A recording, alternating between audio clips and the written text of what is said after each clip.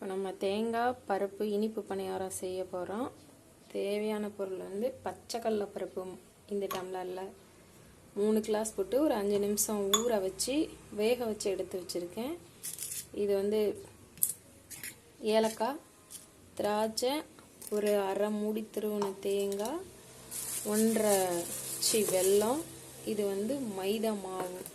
இதை வந்து நல்லா பேஸ்ட் மாதிரி கலக்கி வச்சுக்கோங்க. இதை வந்து இப்போ நம்ம அரைக்கணும். தேங்காய் வந்து நல்லா அந்த பால் இருக்கும், அதனால சுண்டுற வரைக்கும் நல்லா வணக்கிக்கணும்.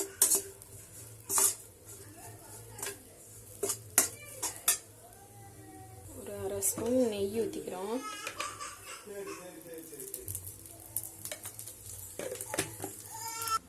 பருப்பு பாருங்க, இந்த மாதிரி அரைச்சிக்கிறோம். வெல்லத்தையும் இந்த மாதிரி பொடியாக நுணுக்கிட்டோம். தேங்காயும் நல்லா அரைச்சிக்கணும். 3ஐயும் ஒன்றா மிக்ஸ் பண்ணணும். திராட்சை இதுலேயே போட்டுறணும்.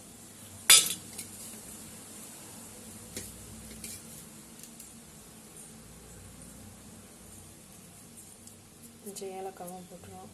எல்லாத்தையும் ஒன்றா மிக்ஸ் பண்ணணும்.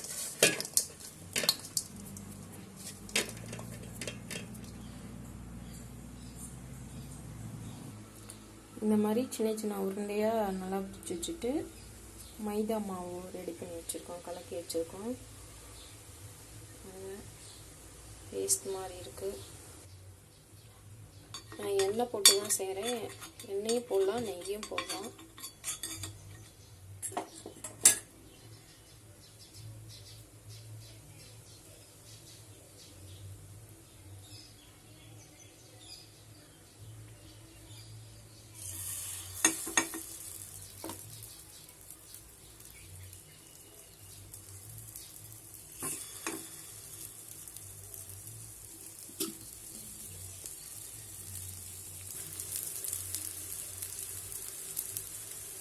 மேலே கொஞ்சம் ஆயில் ஊற்றிருக்கேன்.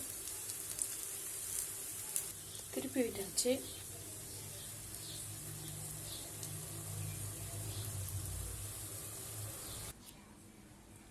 ரெடி ஆயிடுச்சு.